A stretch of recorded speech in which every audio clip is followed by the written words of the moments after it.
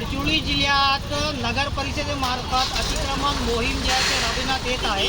अनेक छोटे उद्योग जे आहेत ते वाऱ्यावर पडलेले आहे. आपण दृश्यामध्ये बघू शकतो कशा प्रकारे हे जे लघु उद्योग करणारे व्यापारी आहेत त्यांचे छोटे पानटपऱ्या किंवा ठेले जे आहेत ते काढण्यात आलेले आहे.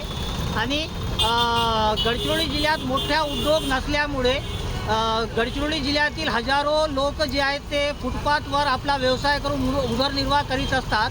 हा एक मागासलेला क्षेत्र आहे आणि मागासलेल्या क्षेत्रावर किंवा मागासलेल्या व्यापाऱ्यांवर एक मोठा अन्याय होत आहे अशी यांची प्रतिक्रिया आहे.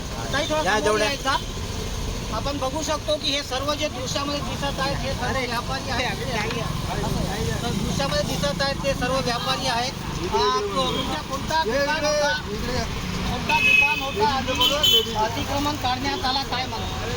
माझं लेडीज कार्नर आहे, पण दर 6 महिन्याला जे आहे अतिक्रमण हटवतात आणि जी कार्यवाही होते ती दुतर्फी कार्यवाही होते, एकतर्फी होत नाही. ती फक्त छोटे छोटे टिनाचे शेड, ताडपत्र्या त्या तटवे लावून बसलेले आहेत. उदर आपल्या 200-300 रुपये रोजी करणाऱ्यालाच ते शासन, जिल्हाधिकारी किंवा नगर परिषद यांची जो कोणी हटवते हे फक्त छोटे छोटे दुकानदारावर जेसीबी मारतात आणि एका छोट्याशा ठेलेला फोडतात. पण मोठ्या दुकानाच्या खालून नाली गेली आणि ते गले लट्ट मोठे मोठे हात असल्यामुळे सर्व पक्षवाले त्यांना काही कार्यवाही होत नाही. फक्त दर 6 महिन्यांना फुटपाथ आणि या जिल्ह्यात असा मागासवर्गीय जिल्हा आहे, जंगलव्याप्त जिल्हा, हा जिल्हा तो जिल्हा असा असूनही इथे काही होत नाही. आम्ही जो रोज करतो त्याच्यावर बुलडोजर चालत जाते, आम्ही बसत जातो. तर आम्ही शासनाला एवढंच विचारणार की आम्ही जगायचं की मरायचं. मोदी सरकारमध्ये अच्छे दिन आ रहे ये दर 6 महीने के बाद जब हम हट जाते हैं हमारी रोजी रोटी चली जाती है तो हमारे अच्छे दिन काट बाहर से आ गए.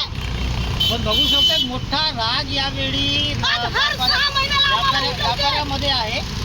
या अधिकाऱ्यांवर कोणी लोकप्रतिनिधीचा दबाव आहे का? लोकप्रतिनिधीचा दबाव आहे, कोणाचा दबाव आहे माहित नाही, पण गरीबावर मात्र होणारा बुलडोजरचा दबाव आहे एवढं मात्र निश्चित. आपण बघू शकतो एक गंभीर संकट या व्यवसायांवर पडलेलं आहे. कारण की हे छोटे लघु उद्योग करून हे आपला उदरनिर्वाह करीत असतात. आणि ट्रॅक्टर बघू शकतो नगर परिषदेची, अनेक व्यवसाय जे आहे ते व्यवसायाचे सामान जे आहे ते नगर परिषदेच्या ट्रॅक्टरमध्ये ठेवलेले आहेत आणि अनेक व्यापाऱ्यांना उघड्यावर नगर परिषदेत आणलेले आहे. आणि गडचिरोली जिल्ह्यात सध्या रोजगार नसताना ही कारवाई करणे कितपत योग्य असा एक प्रश्न जे आहे ते येथील व्यापाऱ्यांकडून उपस्थित केला जात आहे. कॅमेरामॅन सोहेल पठाणसोबत मेमदीर खान, TV9 गडचिरोली.